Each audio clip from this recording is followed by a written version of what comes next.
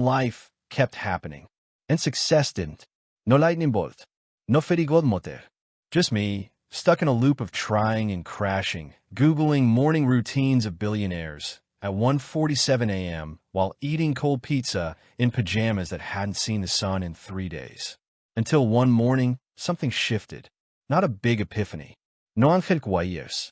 Just this slight irritation with my own excuses. You ever get tired of your own voice? Tired of saying, I'll start Monday? Tired of waking up groggy because you scrolled TikTok until your thumb hurt? Tired of watching people less talented, less experienced, and somehow less sweaty succeed while you're stuck playing the comparison Olympics? Yeah, that morning hit different. Because I didn't want to do anything dramatic. I just wanted to feel different, even just 1% more in control. So I did something radical. I made my bed. Now, hang with me. This isn't a Navy SEAL speech. But that one action did something. Not to my bed. To me. It whispered. You followed through. It was so small it felt silly. But it was mine. And it was finished. That day, I didn't fix my whole life. I didn't win awards, or launch a company, or meditate on a Himalayan mountaintop. But I did make my bed. And I didn't open Instagram until after breakfast. Okay, fine, after coffee, but still. And that's when it clicked. Maybe success isn't the grand thing we make it. Maybe it's not about one huge leap. Maybe it's built in the tiniest things you do every day. Success isn't something you chase. It's something you repeat. You know what's wild? You already have habits. They're just not all helping you. That morning, I realized I was living by default, not by design.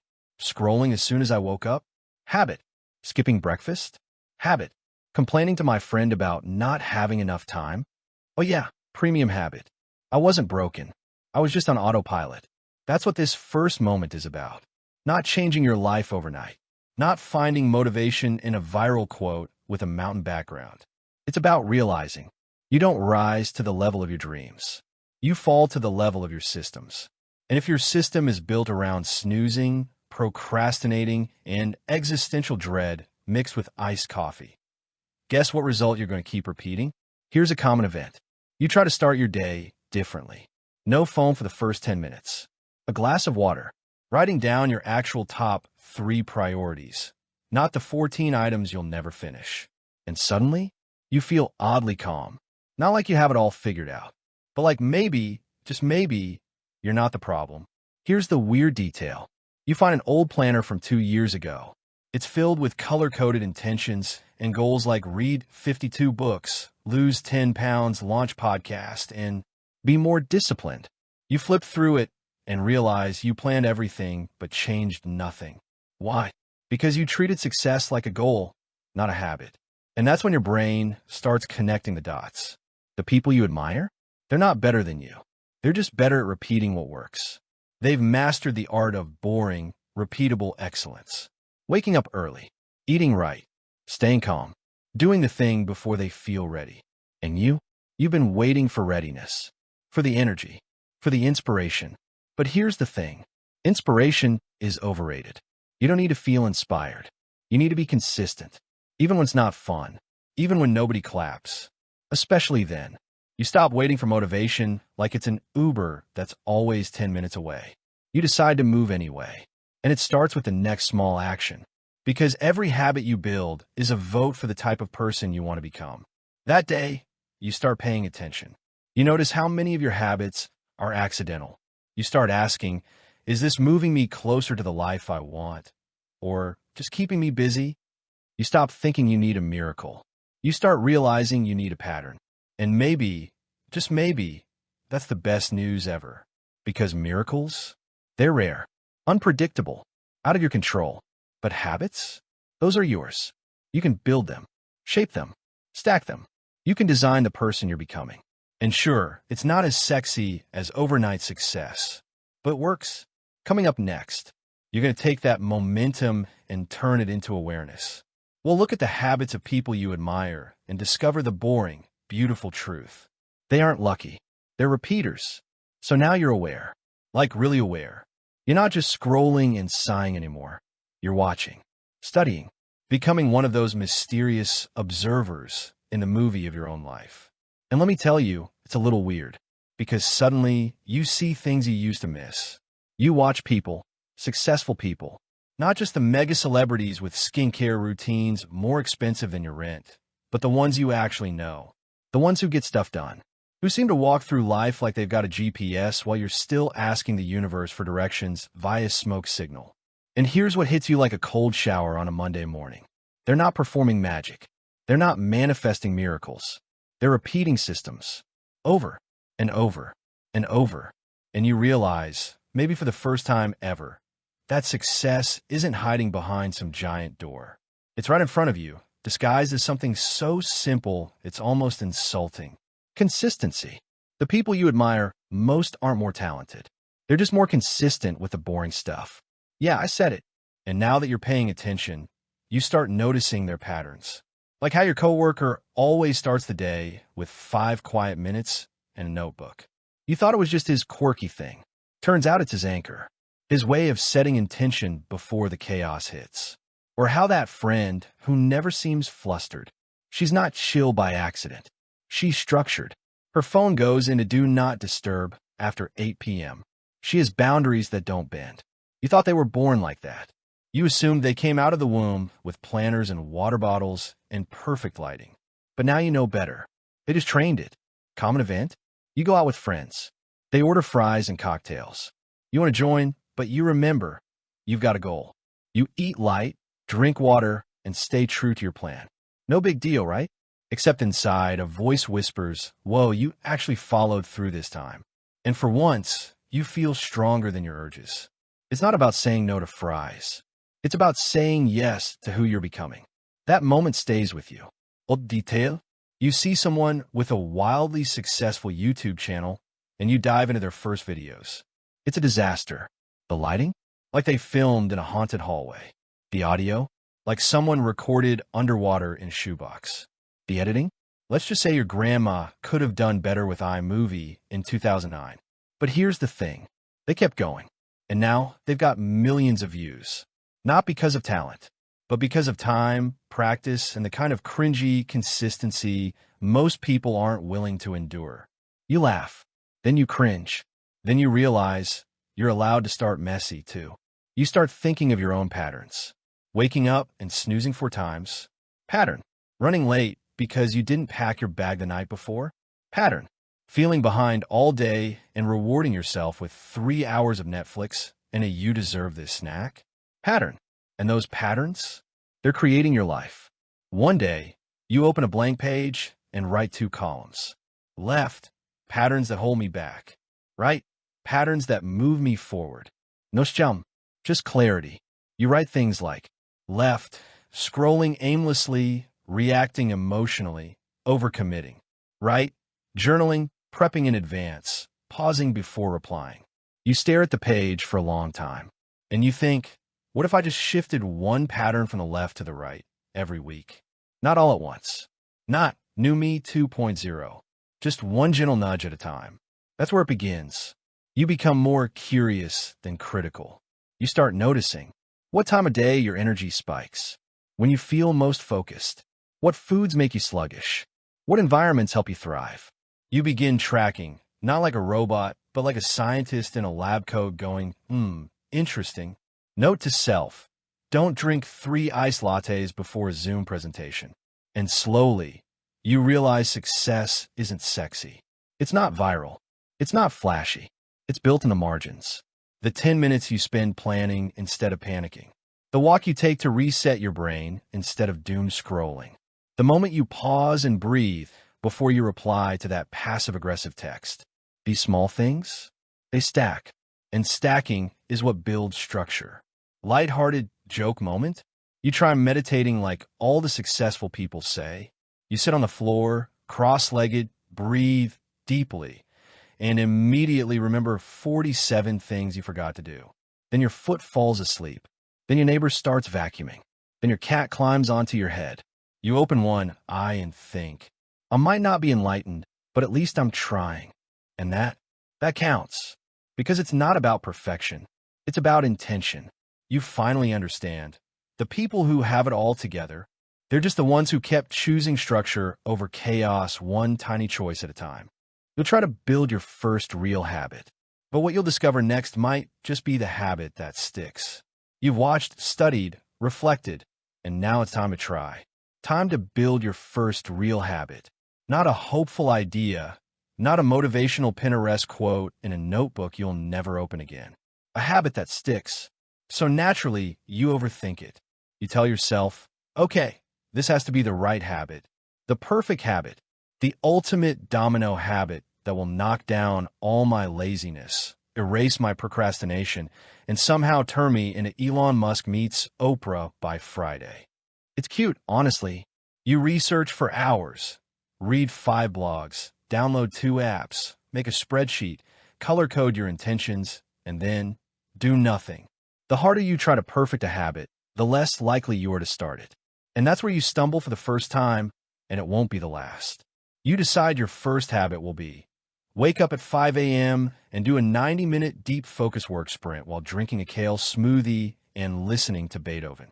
Spoiler, you wake up at 7:43 a.m., eat leftover chips, and scroll Twitter until your brain melts. Here's your common event. You set a goal too big. Again, and by 10 a.m., your brain whispers that familiar line. See, you're not a morning person. This just isn't who you are. And that, right there, is where most people give up. But not you, because now you see the lie. You realize the goal wasn't the problem. The size was. So you scale down, way down, like insultingly small. You decide, tomorrow I will get out of bed and put on real pants. That's it. That's the habit. And the next morning, you do it. You win. You're not proud exactly, but you were surprised. Because it worked. And now, you realize something no one teaches you in school. Momentum starts where the ego ends.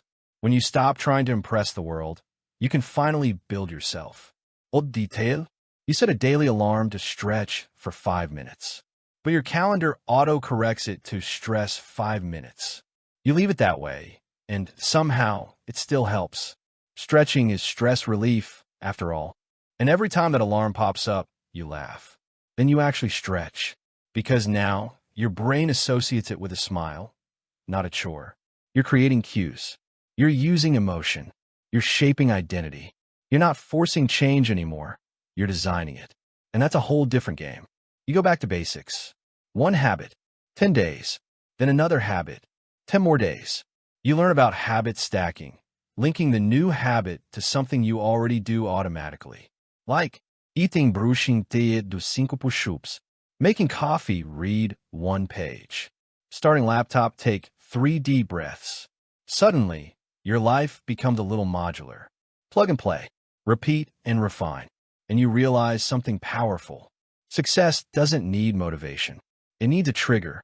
You start designing your life around these tiny, intentional nudges. Your home becomes a habit hub. Water bottle on the desk equals drink more. Post-it on the mirror equals affirmation. Yoga mat always visible equals stretch instead of scroll. It's like you're building a museum where every exhibit reminds you who you want to become. And the results? They start to show up in strange ways. You stop snoozing your alarm as much, not because of willpower, but because you sleep earlier.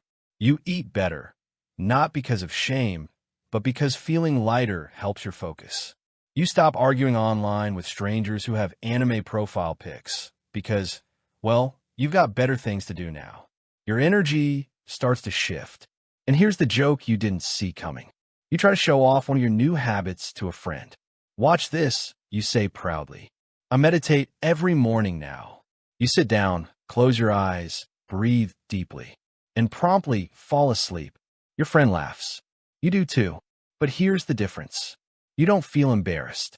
Because even if you snore halfway through your mindfulness session, you started. You're not chasing perfection. You're practicing persistence. And that's the secret nobody posts about. You're allowed to mess up. You're allowed to laugh at yourself. You're allowed to fail forward. Because building a habit isn't about nailing it every time. It's about not giving up this time. So you keep going. Your new rule? Never miss twice. Miss a day? Fine. Life happens. Cats throw up. People call. Alarms fail. But miss 2 days? That's the beginning of a new, unwanted habit. So you protect your streaks like sacred rituals. And the more you show up, the more it hurts to break the chain. That's when you know you're becoming the kind of person who follows through. That's identity. That's power. That's success. Not loud, not miraculous, just habitual. You'll start stacking these wins. And more importantly, you'll stop chasing perfection and finally start building systems that actually work for you. So now you're in it, not deep into some guru-level transformation. Let's not get carried away, but deep enough to see something you've never seen before. Your small wins are starting to stack. And what's even crazier, it feels kind of fun, not roller coaster, concert skydiving fun, but satisfying, like scratching an itch you didn't realize had been there for years. You wake up, do your one thing, your stretch, your journaling, your 5 push-ups, and instead of it feeling like a check mark on a boring to-do list, it feels like proof. Proof that you can trust yourself again. That maybe you're not the flaky, always starting, never finishing version of you that your brain keeps reminding you about. Momentum doesn't come from big wins. It comes from repeated proof that you can show up. 1 glass of water, 1 email sent, 1 page read. It all adds up. It all counts. Common event? You open your planner and see 5 days in a row where you stuck to a tiny habit. Maybe it's walking 10 minutes. Maybe it's avoiding your phone for the first 15 minutes of the day. Maybe it's just getting out of bed the first time your alarm rings. Wild, I know. And on the 6th day, something strange happens. You want to keep going. Not because of deadline, not because of fear, but because the version of you who shows up is starting to feel familiar. That's identity. That's the shift. You're not saying, I'm trying to change. You're saying, this is just what I do now. But, because of course there's a but, your brain tries to sabotage you anyway. Old detail. You decide to treat yourself for a full week of habit wins. So you go out for just 1 celebratory cookie. You come back with a dozen. You eat 4. You wake up with a sugar hangover, surrounded by crumbs and shame. Your brain screams, see? Told you this wasn't real. You're still you. You haven't changed at all. This is the moment. The moment where most people say, screw it, and revert. This is where a week of wins gets tossed out the window for 1 small misstep. But you see the trap now. You don't quit over a cookie. You don't let 1 bad day cancel 7 good ones. Because habits aren't about being perfect. They're about being relentlessly forgiving without letting yourself off the hook. Here's the new rule you write on a sticky note. Reset, not restart. You don't erase the streak. You just return to it. And that's how you stay in the game. You realize habits need something more than just willpower. They need systems. So you stop focusing on outcomes, and you start building routines that trigger success. Like setting your gym shoes by the door, leaving your journal open on your desk, prepping your meals so Wednesday you doesn't sabotage Monday you's dreams.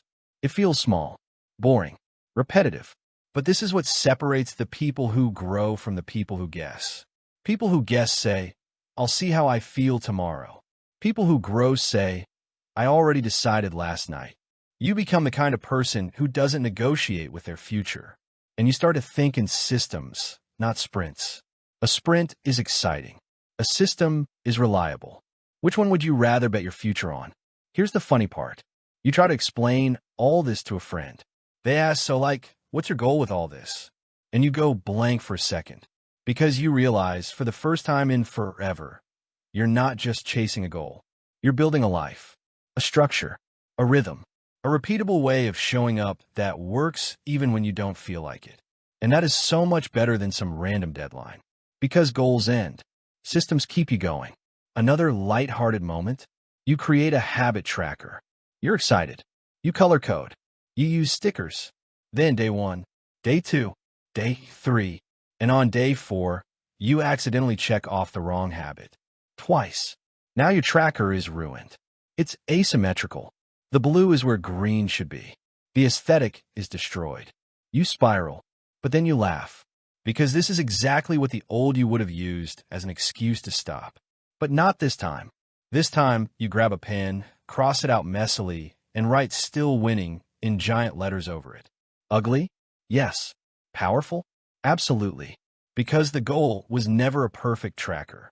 It was a trackable life. You stop looking for applause. You start looking for evidence that you showed up, that you kept going, that you honored yourself even when no one saw it. And that's the secret sauce right there. You stop needing external validation. You stop waiting for permission. You start becoming your own proof. Coming up next, you'll hit your first real mental wall. The "this is boring" phase. The "what's the point" voice will come knocking. But this time, you'll be ready with something even more powerful than motivation: design. So now you're cruising. Your habits are stacking. You've got little routines going, and things are finally clicking. You're not sprinting, because let's be honest, that was never sustainable, but you are moving forward with rhythm. Until you hit it, the wall. Not a physical one, though that would be easier. You could at least walk around it or paint it or hang up one of those inspirational quotes that say "dream big" in curly font. No, this wall is mental, emotional, invisible but heavy. Suddenly, all your progress feels dull. You wake up and go through the motions: water, journal, stretch, but there's no spark, no internal applause, no dopamine confetti cannons going off in your brain. You think, what's the point? And that thought? It's sneaky, because it feels true. Here's the hook. The greatest threat to your habits isn't failure. It's boredom. You're not failing. You're not even slipping. You're just getting used to the work, which, ironically, is exactly where real transformation begins. Common event?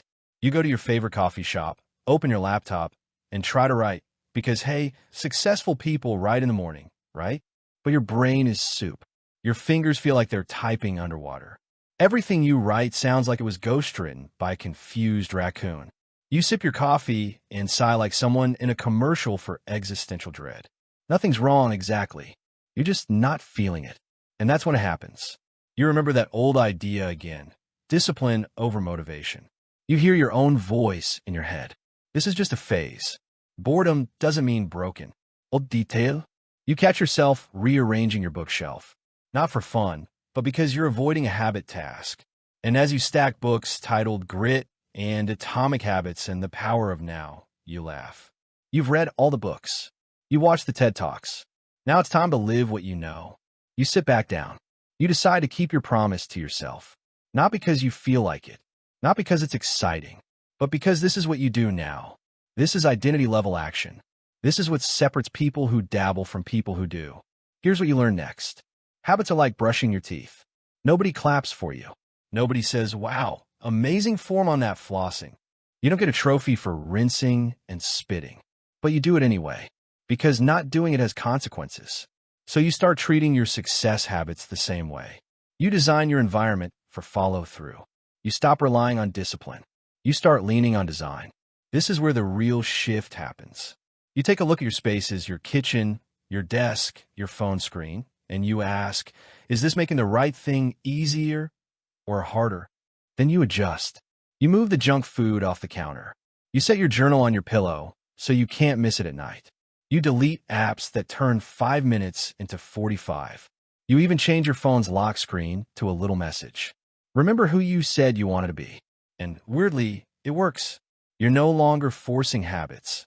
You're nudging yourself toward them. Because when you reduce friction, you reduce resistance. Here's a silly joke moment. You try to build a reading habit, so you buy a sleek, minimalist book light that clips onto your headboard. First night, you turn it on. It's blinding. Your partner looks at you like you're trying to interrogate them. You adjust it. It falls off. You adjust it again. It stabs your forehead. You give up and just use your phone flashlight. But you read 3 pages anyway. And you realize it's not about the perfect tool. It's about starting anyway. That's what the wall teaches you. Not to push harder, but to redesign smarter. You remember that old saying, make the right choice the easy choice. So you get creative. You put your vitamins next to your toothbrush. You set your running shoes beside your keys. You automate bill payments so your finances aren't a weekly panic attack. You reduce decisions because every decision costs energy, and when energy's low, you revert to your defaults. So you decide to upgrade your defaults. Now, even your lazy days are aligned with your values. You create what we call fail-safes. Like, if I can't do my full workout, I'll do 5 squats. If I forget to journal, I'll do a 1-minute voice memo. If I miss a habit, I'll do the bare minimum the next day, just to reset. Why? Because showing up matters more than showing off. And that's the unsexy truth of sustainable success. You stop trying to crush every habit. You stop glamorizing the grind. And you start celebrating the repeat. Coming up next, you'll build something deeper. Not just actions, but an identity that protects your habits. Because once you see yourself differently, your habits will follow you. You've survived the wall. You didn't smash through it like a superhero. You didn't light it on fire or dance your way past it. You simply walked around it. You kept going. And that quiet, almost boring progress is started to whisper something powerful in your ear. This is who you are now. And at first, your brain argues.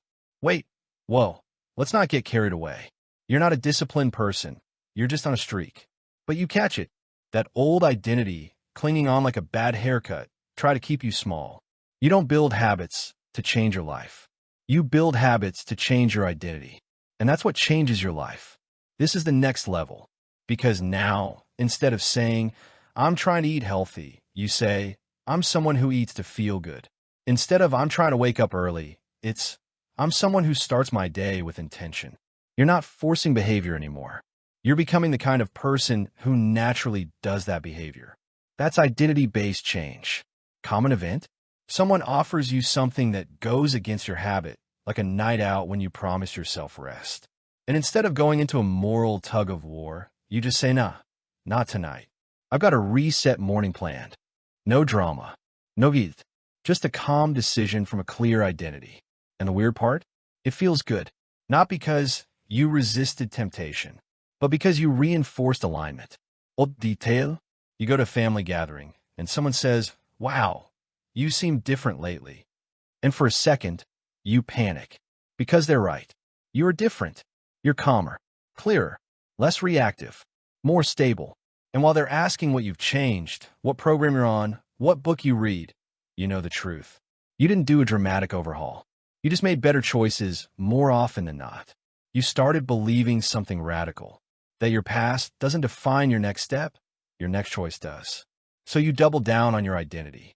You even write it out. One quiet evening, you sit with a blank page and ask yourself, what kind of person am I becoming? You write, I follow through. I value clarity over chaos. I rest before I burn out. I train, not try. I start before I'm ready. And you don't need to believe all of it yet, but you do need to practice it. Because identity isn't something you earn. It's something you decide, and you reinforce it every time you act in alignment with that decision. So now, you act accordingly.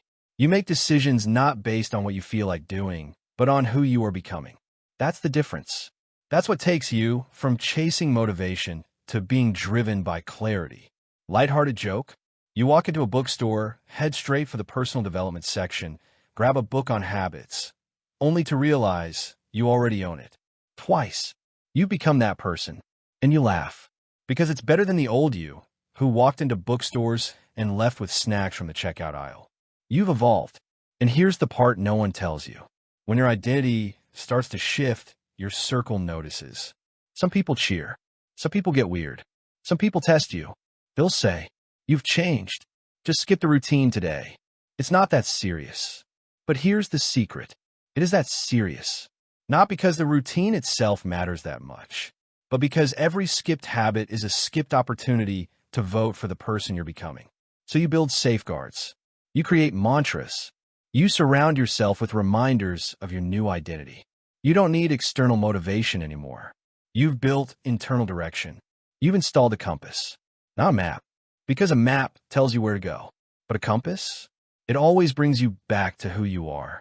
That's where discipline becomes natural, not rigid, not harsh, just integrated. Now, your habits aren't a checklist. They're a form of self-respect. Every time you follow through, you remind yourself, I keep my word, especially to myself. You stop needing applause. You stop waiting for validation. Because the person you're becoming shows up even when nobody's watching. And that, more than any goal, streak, or tracker, is what creates lasting transformation. We'll explore what happens when life gets in the way. Because let's be honest, it always does. But now that you've got identity, rhythm, and design on your side, even chaos won't stop you. So you've got your rhythm. You've got your identity forming, your habits clicking, and your systems tightening like a well-tuned guitar. You're not perfect, but you're consistent. You're not fast, but you're steady. And just when you think you've got this whole successful person thing figured out, life smirks, then throws a wrench the size of a small planet into your plans. Because of course it does. Your first real disruption arrives. Unexpected, uninvited, undeniably annoying. Life doesn't test your habits when things are easy. It tests them when things are chaotic. And chaos doesn't knock first. It barges in with muddy shoes, unplugs your Wi-Fi, and spills coffee on your clean progress chart. Common event? You get sick. Not dramatically. Not hospital level. Just the kind that flattens your energy like an old balloon. Suddenly, your morning routine feels laughably ambitious. Your brain fog turns reading into an Olympic sport, and your 10-minute stretch feels like scaling Everest. The old you would have said, "Welp, there goes everything." But not this time, because now you've learned something powerful. The goal isn't to maintain intensity. It's to maintain connection. So you adjust. You scale your habits way down. No hour-long workout? Fine, do 5 squats in your pajamas. No deep journaling? Write 1 line. Still breathing. Still showing up. And it counts. Because you're staying connected to your identity, even if only by a thread. Old detail? You try to do your usual breathwork session while sick, but your nose is so stuffy it sounds like you're growling underwater. You start laughing mid-exhale and nearly fall off the couch. Was it effective? Not exactly. But did you show up? Yes. And in that moment, you realize something major. Perfection is irrelevant. Showing up, even when it's awkward, incomplete, or ridiculous, is the entire point. You're not here to impress the world. You're here to keep the promises you made when you were feeling strong, especially when you're not. And then, just as your health returns, another disruption shows up. Work drama, family crisis, unexpected travel. It's like life heard you were leveling up and said, "Let's see what you really learned."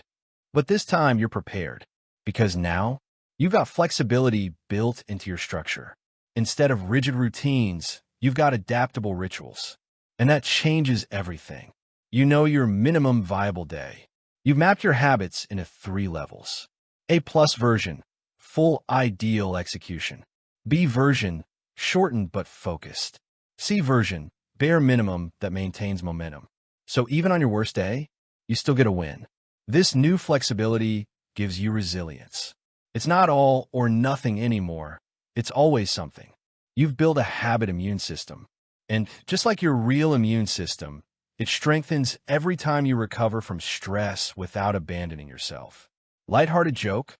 You try to keep up your water drinking habit during a 3-hour Zoom call, but every sip triggers a bathroom trip. By hour 2, you're basically on a first-name basis with your toilet. At one point, you consider muting yourself and dragging your laptop into the bathroom like a hydration-obsessed maniac. But you survive and laugh. Because, hey, your kidneys are thriving, even if your Wi-Fi isn't. This is how real success works. Not in perfect routines, not in high-performance sprints, but in micro choices made during messy, unglamorous days. The kind of days no one posts about. Because it's easy to stay on track when the sun is shining, your fridge is full, and your calendar is clear. But it's who you are during the storm that defines your trajectory. So you lean on your systems. You use your environment, your fail-safes, your identity cues. You go back to basics. And every time life knocks you sideways, you return, not to some ideal version of yourself, but to the root of who you've become. Not perfect performer you, not Instagrammable wellness you, just reliable you. And here's the twist you didn't expect. Disruptions aren't always setbacks. Sometimes they're upgrades in disguise.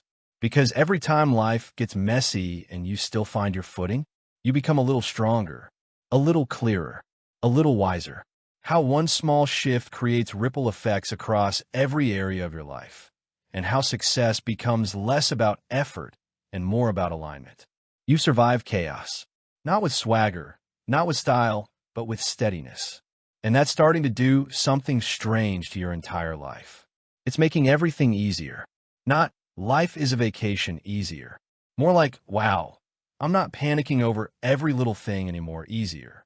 Because here's the hook. Success doesn't just add things to your life. It removes unnecessary struggle. That struggle of overthinking, that exhausting cycle of guilt, that low-grade hum of internal chaos you never realized was optional. It starts to fade. And in its place, compound calm. A strange and beautiful phenomenon begins. Your habits start touching each other. No, not in a weird way. In a domino way. Common event? You commit to a sleep routine. Just sleep. Nothing fancy. You aim to get to bed at the same time each night, with fewer screens and less late-night existential YouTube rabbit holes. After 1 week, your mornings feel smoother. You're less reactive at work. Your caffeine intake drops. You somehow start eating better because your brain isn't begging for sugar to stay awake. One small shift, 5 cascading effects. This is the compound effect in action. And you didn't plan it. You didn't optimize a 17-part self-improvement plan. You just slept. You started placing your phone across the room to prevent doom scrolling before bed. One night, you forget to set your alarm and panic. Turns out, you still woke up on time. Like your body remembered what your mind used to sabotage. And you whisper, wait, am I becoming one of those people? Yes. Yes, you are. You're becoming predictable in the best possible way. Your choices are stacking, not like a rigid tower, but like a Lego base. Strong, stable, colorful, slightly weird, but yours. And that creates trust. Not from others, though they start to notice too, but from yourself. You start trusting that you can handle curveballs, follow through, recover without spiraling, make hard decisions without drama. That's emotional ROI. Your habits are now giving you dividends. Like more energy during the day, less screen guilt at night, sharper thinking in meetings, less time lost to decision fatigue, and, surprise bonus, random joy. Yes, joy, because something weird happens when you stop living reactively and start living rhythmically. You create space, not just on your calendar, in your mind. Lighthearted moment, you build a daily 10-minute declutter habit. Nothing major, just a quick room reset. One day, you go to toss an old drawer organizer and realize it still has a birthday card from 3 years ago with $40 inside. You do a celebratory dance so dramatic it startles the cat. Congratulations. You just turned self-discipline into found money. But here's the real value. Your systems are starting to remove decision overload. That's one of the most underrated outcomes of success habits. They simplify your life. When your meals are prepped, your clothes are picked out, and your phone is quiet at night, you free up bandwidth. And that bandwidth?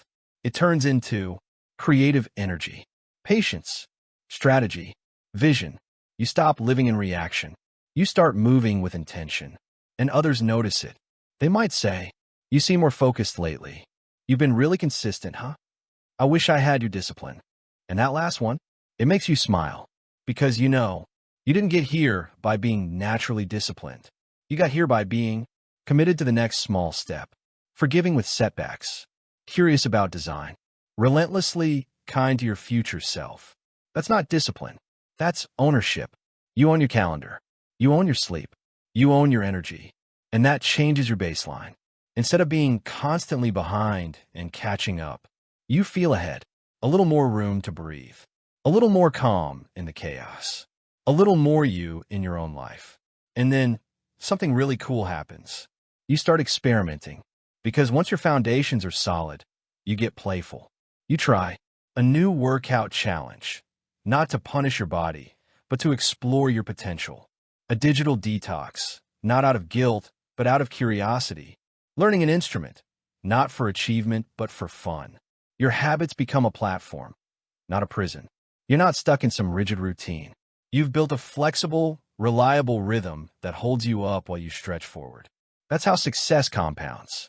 Not through hustle porn, not through 5 a.m. misery marathons, but through ordinary days made slightly better, repeated until they become extraordinary. We'll talk about how to share this new momentum with others without sounding like a motivational robot. Because real transformation, it's contagious.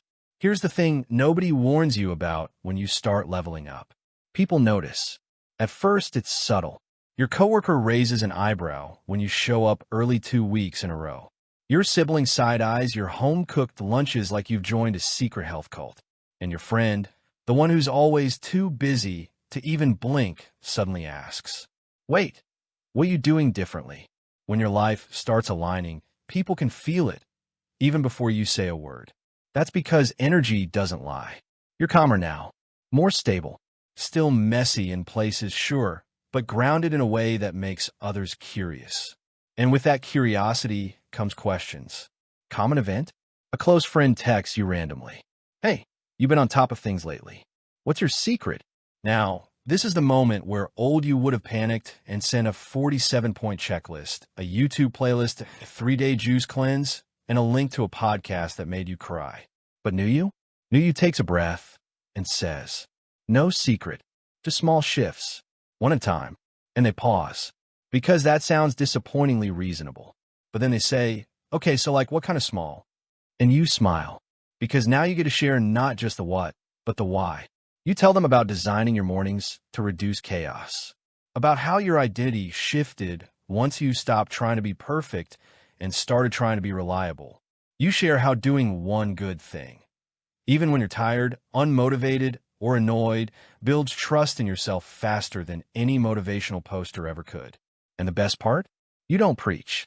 You don't perform. You model. Old detail. Your mom, who once called you scatterbrained, asks how you're remembering everything now. You say, "I started using reminders and triggers." She blinks. You realize she thinks you're talking about trauma therapy. You both laugh. Then you show her your color-coded sticky notes. She rolls her eyes and says, "That's too much work for me." A week later, she sends you a picture of her fridge covered in neon sticky notes. That's the thing about transformation. It spreads. Not because you force it, but because people catch on to the piece you've built. Lighthearted joke? You start carrying a reusable water bottle everywhere. You go on a date. They say, "Wow, you drink a lot of water." You smile proudly, then realize you've gone to the bathroom 6 times in the last hour. High-performance hydration. You whisper dramatically as you excuse yourself again. Here's the deeper shift. You stop selling success. You start living it. And that's way more powerful. Because when people ask, "How do you stay so disciplined?" you don't say, "I grind 24/7. You say, "I simplified my life. I stopped negotiating with myself. And I made doing the right thing easier than the wrong thing." That blows people's minds. Because everyone thinks success requires struggle. That to be consistent, you must suffer. But your life now? It's lighter. Not because it's easy, but because it's organized. And organized energy is powerful energy. It frees you up to think deeper, love more intentionally, show up with presence, and honestly, to have fun again. You've moved from hustle to harmony, and that balance becomes magnetic. People want to know how you're doing it. So what do you tell them? The truth, that you stopped chasing miracles and started building habits, that you got sick of relying on motivation, so you built systems instead, that you aren't disciplined, you're strategic. And the moment you say that, something lights up in them, because suddenly success feels possible. Not far away, not out of reach, just learnable. And that's what you give people now. A different story to believe in.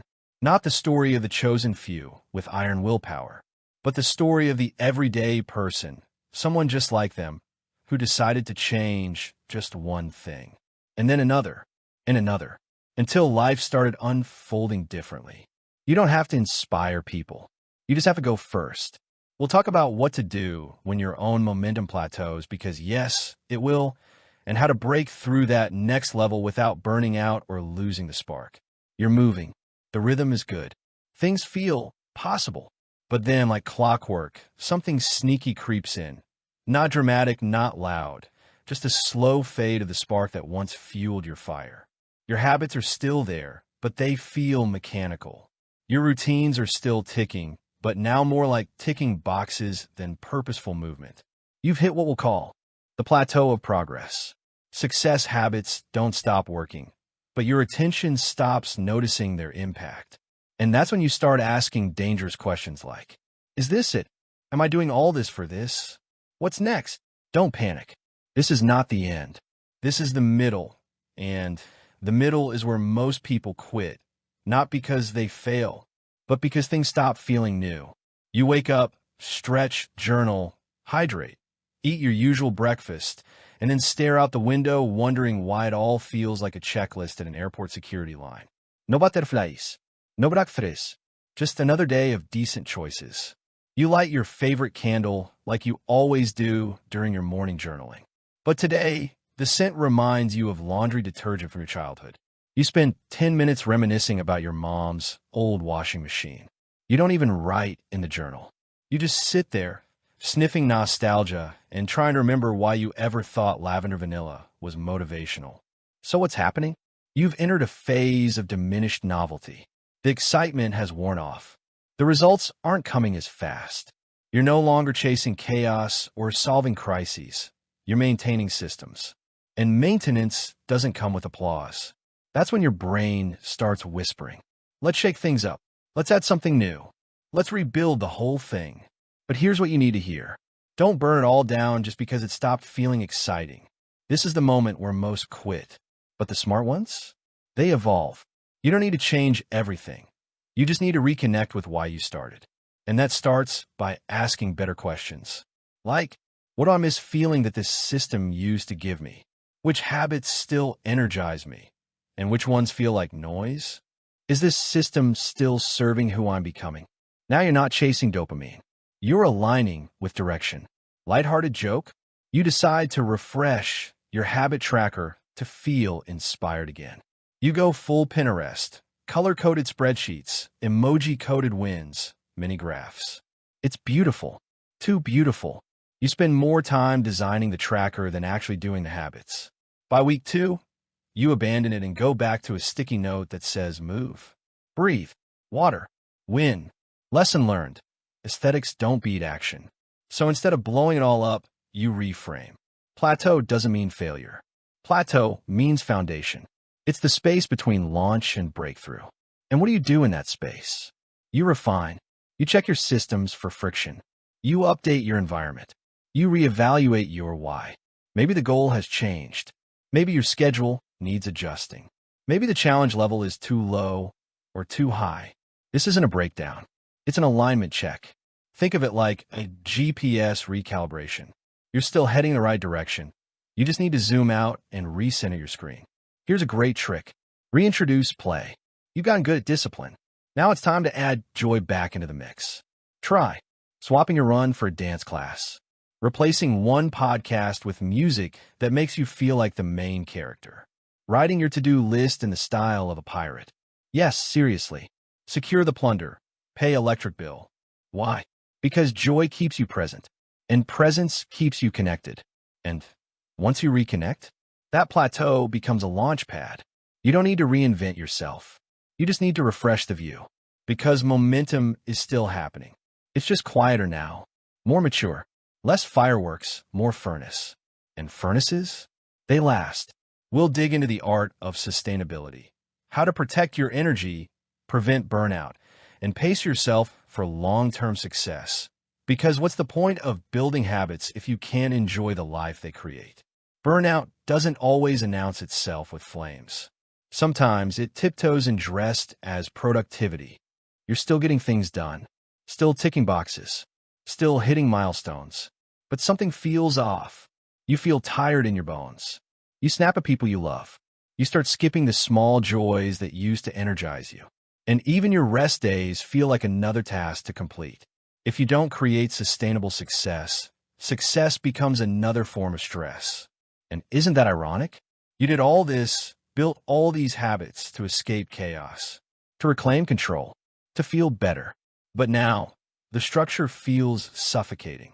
You planned a restful Sunday. You made tea, lit à compte, sat down to read.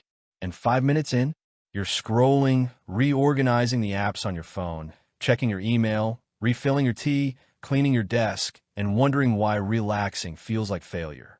The truth? You never learned how to be still. You schedule a 2-hour creative reset block. No work, no screens. Just analog joy. You buy markers, a journal, a little plant. You sit down and start budgeting with your markers. Somehow, you've turned your creative reset into financial planning with color coding, and you realize even your free time got optimized. So now what? You step back, you slow down, you learn the most difficult skill in high-performance life design, protecting your energy even from your own ambition. Because you're not a machine. You're not a checklist. You are a human, and humans run on rhythm, not force. That means building in recovery on purpose. Lighthearted joke? You try screen-free Sundays. The first Sunday, you stare longingly at your toaster like maybe it is Netflix. By hour 3, you've alphabetized your spices, cleaned your windows, written a love letter to your houseplants, and contemplated becoming Amish. But by hour 5, something clicks. You notice your thoughts slowing down, your body unclenching, your brain breathing again, and suddenly, doing nothing feels like progress. This is what sustainability looks like. Resting without guilt, saying no without explanation, choosing peace over performance, leaving room for slowness, softness, and surprise. You stop filling every second with output. And guess what? Your input increases. You start thinking more clearly, feeling more deeply, creating more meaningfully. That's the paradox of success most people miss. The highest output often comes from the most intentional recovery. You don't need to earn rest. You need to build with it in mind. So now you structure your week like a song, not a race. Intensity, softness, momentum, pause, flow.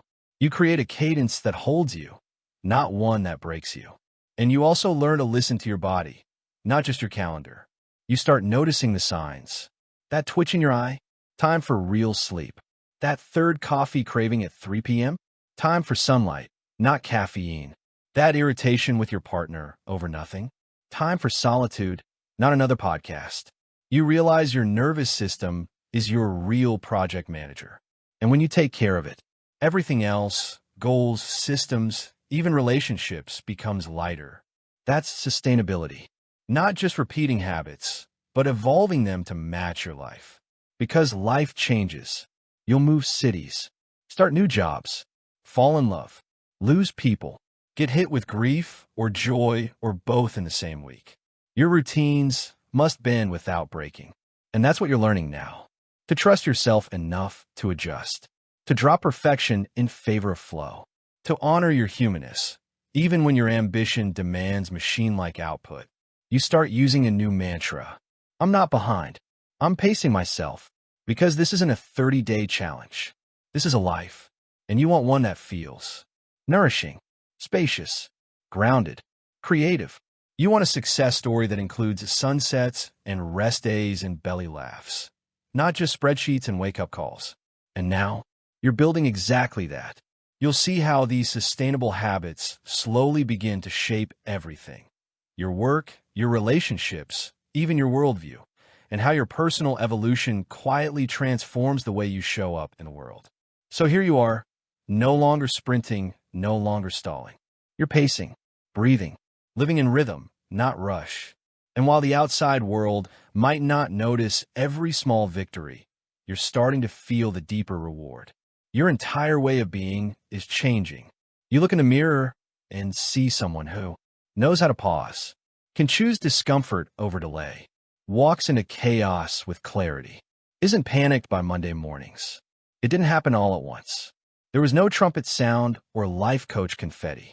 But slowly, surely you've changed.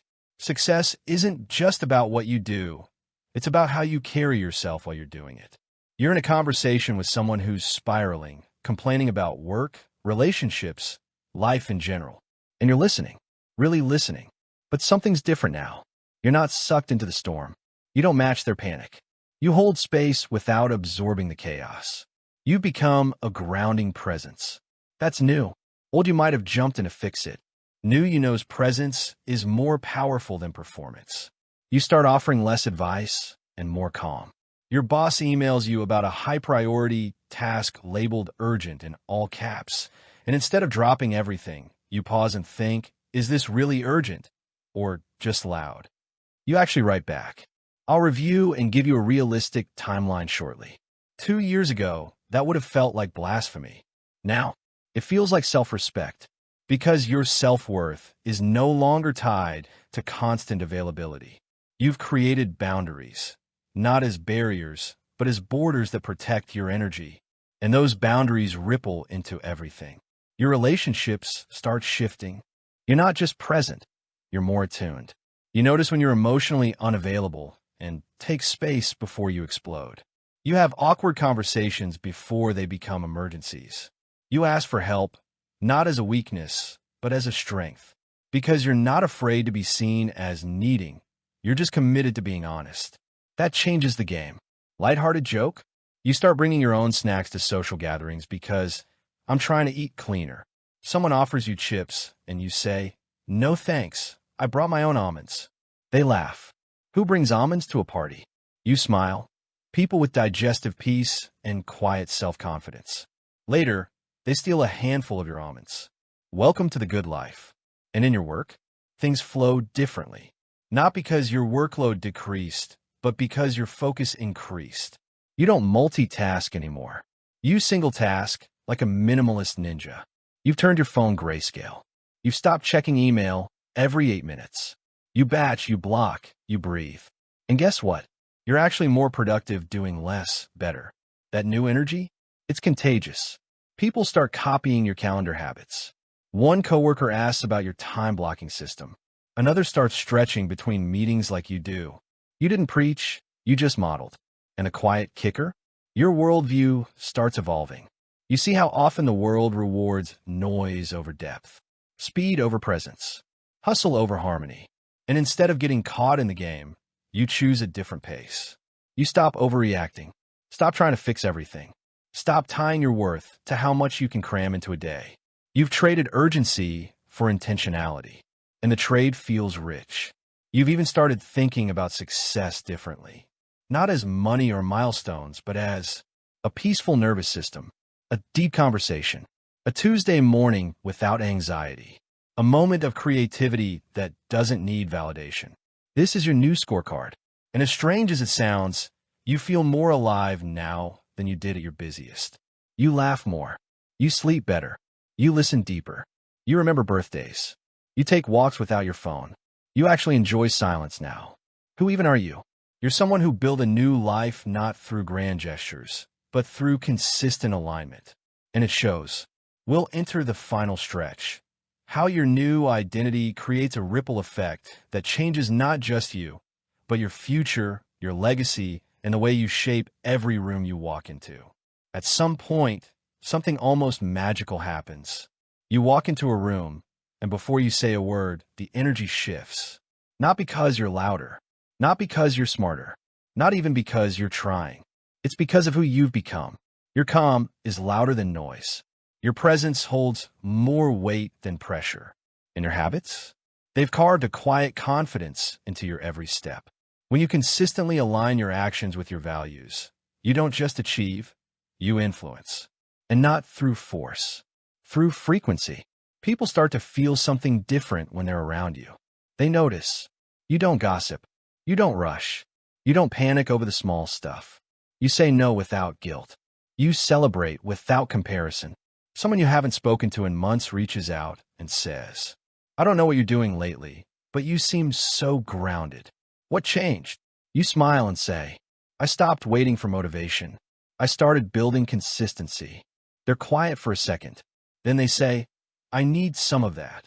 And boom, there it is. The ripple. Not because you gave them a TED Talk. Not because you quoted some productivity guru. But because your life is speaking louder than any lecture could. You host a casual brunch with friends and accidentally start a journaling ritual. One person asks why there's a notebook and pen at every seat. You shrug and say, "I started writing what I'm grateful for before meals." Want to try it? Half the table joins in. One person cries. Another asks for a notebook to take home. You were just doing your thing, and that inspired something in others. Here's what most people don't realize. Your success story is never just yours. It leaks. It ripples. It echoes into the lives of people you may never even meet. Because someone sees you, choosing rest without shame, saying no without over-explaining, showing up without seeking applause. And suddenly, they believe they can too. That's impact. Qui est réel, permanent. You're no longer chasing attention. You're earning trust. And not just from others. From yourself. Lighthearted joke? Your friend texts. You've been weirdly peaceful lately. Are you okay? Blink twice if you join a monastery. You reply with a selfie of you drinking tea, wrapped in a blanket with a caption. Inner peace, but make it cozy. They reply, I hate how wholesome you are now. You both laugh. And here's the twist. You didn't try to become this person. You just committed to one good decision at a time. One moment of clarity. One uncomfortable truth. One aligned action. You built it. And now you carry it, effortlessly. You're not trying to prove anything anymore. Not your worth. Not your value. Not your potential. You're just living it. And ironically, that's what makes it powerful. You start thinking long-term, not just about what you want to achieve, but what you want to leave behind. Legacy stops sounding like a billionaire buzzword and starts feeling like the way your niece looks at you when you put your phone down to really listen. The way your team trusts you because you never overpromise. The way people feel seen when they're around you. You're not chasing legacy. You're living it. Every aligned choice, every sustained habit, every healed pattern leaves a fingerprint on the future. And you realize something big. You don't need to change the whole world. You just need to start with your world. Your home, your routine, your relationships, your energy. Because when that changes, everything else follows. We'll step into the culmination of everything you've built. How to protect your progress, nurture your evolution, and close the loop with clarity, compassion, and celebration. So here you are, different. Not better than everyone else, different. Just genuinely different. Your days feel less like survival and more like expression. You're not on track anymore. You're the track. And with that comes the final challenge most people never prepare for. Protecting what you've built. Because success, true, quiet, lasting success, isn't a peak you reach. It's a garden you tend. And guess what? Gardens don't stay thriving by accident. Every meaningful transformation eventually gets tested. Common event? You get slammed with an unexpectedly chaotic week, deadlines, family drama, a surprise expense, and a weird rash that Google insists means you're dying. Your routines wobble. Your sleep schedule shatters. You miss 2 workouts, and suddenly you're debating if you're falling off. Oldie would have hit full self-sabotage mode. New you pauses and says, this week's been chaos. Let's reset Monday. And then you rest. Without guilt. Without spiraling. That's not failure. That's mastery. You go on vacation and forget your morning ritual journal. For a moment, you panic. Then you write your gratitude list on the hotel's notepad. It's sloppy. The pen skips. But you smile. You didn't need the tools. You become the practice. That's how you protect your progress. By making it portable. No longer bound to apps or mood or even a perfect schedule. Your habits now live inside your identity. You also start getting selective. Not in a snobby way. In a protective way. You say yes slower. You say no cleaner. You unsubscribe ruthlessly. You silence notifications like a ninja. Because clutter, even digital clutter, pulls energy from the work that matters. And what matters now? Not everything. Just a few things. Your presence. Your purpose. Your peace. Your people. You're building a filter, not for perfection, but for alignment. Lighthearted joke? You finally set app limits on your phone. You hit your Instagram limit and it locks you out. You whisper, I guess I'll just read a book now. 2 pages in, you realize the book is better than the feed. You nod in smug satisfaction, right before unlocking the app just to check messages. Progress, 1. Temptation, 1. Still human. Here's what you understand now. Sustainable success requires maintenance. It's not glamorous. No one claps for brushing your teeth or drinking water or stretching for 5 minutes. But those small acts, they compound. And more importantly, they reinforce your identity. Because the biggest gift your habits have given you isn't productivity. It's clarity. You know what drains you. You know what strengthens you. You know who you are when no one's watching. And that kind of clarity, it's priceless. Now when life gets chaotic, which it will, you don't react blindly. You recalibrate. And when you get off track, which you will, you don't spiral. You restart. Because you've accepted the truth. You don't have to be perfect. You just have to be in rhythm. And rhythm is forgiving. It lets you pause, catch your breath, pick up where you left off. No scum, no drama, just flow. You've also learned how to celebrate without needing permission. Not the dramatic kind, the quiet kind. You smile after checking off a full week of simple habits. You pour your coffee like it's a sacred ritual. You light a candle after finishing a deep work session. Your life feels meaningful now, not because it's big, but because it's yours. And as you look around at everything you've built, one quiet, consistent step at a time, you feel something rare, pride, not performance pride, ownership pride, because no one handed this to you. You didn't manifest it in your sleep. You showed up over and over again, even when it wasn't sexy. And now you get to protect what you've created, not with walls, but with wisdom, the wisdom to rest, the wisdom to say no, the wisdom to begin again. Next up, we close it all out. A soft landing, a celebration, a reminder of what matters and how far you've come. Let's go there together. Hello, everyone. Today, we will close the story you and I have been writing day by day, habit by habit, choice by choice. This video is called Success is a Habit, Not a Miracle. And if you've been with me from the start, you already know that's true. But just in case you're new here, welcome. You're in the right place. I built this channel to tell the truth, not the glamorous, filter-heavy, wake up at 5 a.m. and conquer the world kind of truth, but the real kind. The kind where success is messy, quiet, sometimes boring, sometimes beautiful, always earned. And before we go deeper, please, if this story resonates, take a second to like this video and subscribe to the channel. It helps way more than you think, and it gives me the fuel to keep showing up and making content that supports you. But only if you really, really like what I do here. If not, that's okay too. We're all growing in our own way. Now, let's wrap this up. Let's talk about where you are right now. Because if you've been applying what we've explored in the last 14 parts, something subtle but profound is already happening. You're not waiting for life to change anymore. You're changing it. One habit, one decision, one moment of courage, one uncomfortable truth, one boring, unsexy repetition that no one claps for. You've stopped chasing miracles, and instead, you've built a system. You've written a new story about who you are and what you're capable of. And best of all, you didn't do it by forcing yourself to become someone else. You returned to the version of you that was already buried under distraction, self-doubt, and unnecessary pressure. You brought that version forward. And that's success. Not perfection. Not applause. Not viral quotes on a timeline. Success is doing the hard thing when no one's watching. Saying yes to the gym even when you're tired. Drinking water instead of another coffee. Telling yourself the truth and not flinching. Starting again after the 5th bad day in a row. Becoming a lighthouse when others are lost in fog. You don't need magic.